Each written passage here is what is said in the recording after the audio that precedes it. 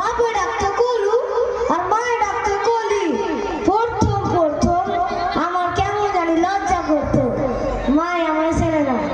মা আমায় খুব মিষ্টি করে ডাকতো, কলি ব্যাটারি বসে ও কলি। কতদিন যে সে মায়ের ডাক শুনি না। জানেন, আমাদের একটা খুব সুন্দর সংসার ছিল। সংসার মোট 3 জন মানুষ।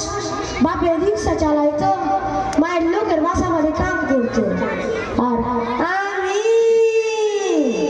আমি তো এইখানে আর এইখানে সুইটা বানাতাম আর ক্রিকেট খেলতাম।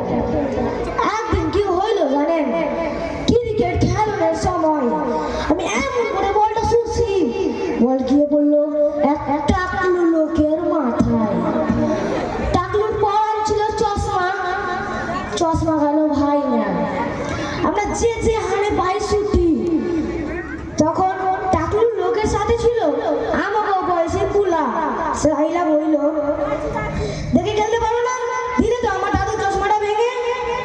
তখন টাকলু লোকটা কইল, ব্যাটারির দাম কত? দাদু ভাই, ও দাদু ভাই, ওদের কিছু হলো না, ওরাই তো আগামী দিনের সাকিব আল হাসান। 100 টাকা বেশি হবে হয়তো। আচ্ছা কন তো, আমার বাপেরা বস্তিতে রিক্সা চালায়, ইট ভাঙে।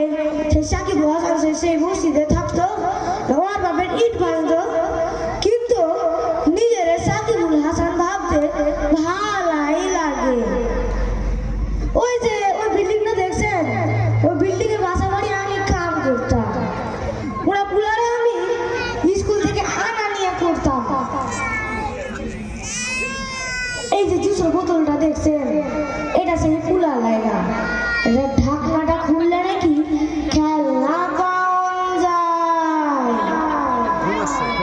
এখন আর খেলনাও পায় না, জুসও পায় না। কি আমার বাপ, সে তো ময়রা ভূত, মাঝে এই বাড়ি দিয়ে গেল, আর কোনো খবর জানি না। বড় হইয়া যে কি ও তাও জানি না। আপনি কইয়া দেন। সাকিবুল হাসান বাবু, সাকিবুল হাসান। এই কয়েকদিন আগে সাহেব তার পুলারে শেখায়, বাবা তুমি বড় হয়ে কি হতে চাও? তখন তার পুলারে কয়, আব্বু আমি কখনো বড় হতে চাই না, কখনো না।